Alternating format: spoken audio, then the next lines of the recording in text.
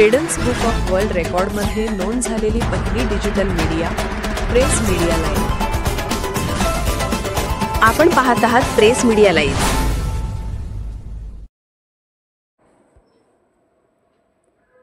PMC यादीत मतदारांची नावे बदलतात। काही निवडणूक इच्छुक म्हणतात की ते हरणार आहेत। पीएमसी नागरी निवडणुकीसाठी 41 प्रभागासाठी प्रारूप मतदार यादी प्रसिद्ध केल्याच्या एका दिवसानंतर विविध भागातील इच्छुक आणि राजकीय पक्षांनी एका प्रभागातून शेजारच्या प्रभागामध्ये नावे हलवण्याबद्दल चिंता व्यक्त केली, ज्यामुळे त्यांच्या संभाव्यतेला बाधा येऊ शकते। इच्छुक उमेदवार यादीचा तपशीलवार अभ्यास करत आहेत, ज्यात नावे गायब आहेत किंवा इतर वॉर्डात हलवली गेली आहेत। सहकारनगर भागातील माजी नगरसेवक व इच्छुक म्हणाले, वॉर्डाच्या हद्दीजवळ राहणाऱ्या मतदारांची नावे शेजारच्या वॉर्डात स्थलांतरित झाल्याचे दिसून येत आहे। एका यादीत सुमारे 1000 नावे आहेत। संपूर्ण यादी दुसऱ्या प्रभागात गेल्यास मतदारांना त्रास होईल। आम्ही अजूनही अशी नावे क्षेत्रीय आणि इतर वॉर्डात स्थलांतरित झालेल्या गृहनिर्माण सोसायट्या ओळखण्याच्या प्रक्रियेत आहोत।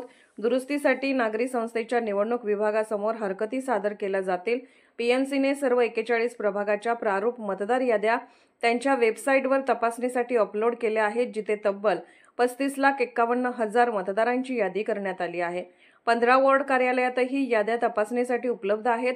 राष्ट्रवादीचे शहर प्रमुख प्रशांत जगताप म्हणाले की मतदार याद्यांचे अचानक विभाजन झाले। प्रथमदर्शनी इतर प्रभागातील नाव्यांच्या यादीशी संबंधित आणि त्यांचे पक्ष कार्यकर्ते आक्षेप घेतील असे दिसत आहे।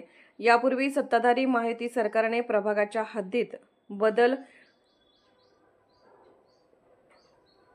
करण्याचा प्रयत्न केला। आता मतदारांना अतार्किक पद्धतीने इतर वॉर्डात हलवले जात आहे। अशा प्रयत्नांना फायदा होणार नाही। तफावत असलेल्या मतदार याद्यांचा मतदानावर परिणाम होऊ नये अशी आमची इच्छा आहे। जगताप पुढे म्हणाले, गोखलेनगर भागातील एका माजी नगरसेवकाने सांगितले की काही मतदारांची नावे अन्य वॉर्डात हलवण्यात आल्याची माहिती त्यांच्या समर्थकांकडून मिळाली।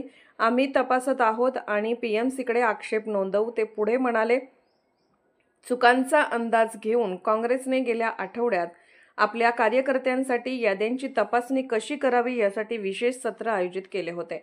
एका ज्येष्ठ नेत्याने सांगितले की असे दिसून येते की तर्कशुद्धपणे विभागले गेले नाहीत आणि अशा चुका आहेत ज्यामुळे मतदानावर परिणाम होऊ शकतो। आमचे कार्यकर्ते बारकाईने याद्या तपासत आहेत। काहींनी निवडणूक कार्यालयात जाण्याचा निर्णय घेतला आहे, असे एका कार्यकर्त्याने नाव न सांगण्याची विनंती केली। भाजपच्या एका माजी नगरसेवकाने सांगितले की त्याच्या प्रभाग यादीतून काही मतदारांची नावे गायब आहेत। माजी नगरसेवक म्हणाले, आम्ही मतदारांना त्यांची नावे न सापडल्यास आमच्याशी संपर्क साधण्यास सांगितले आहे।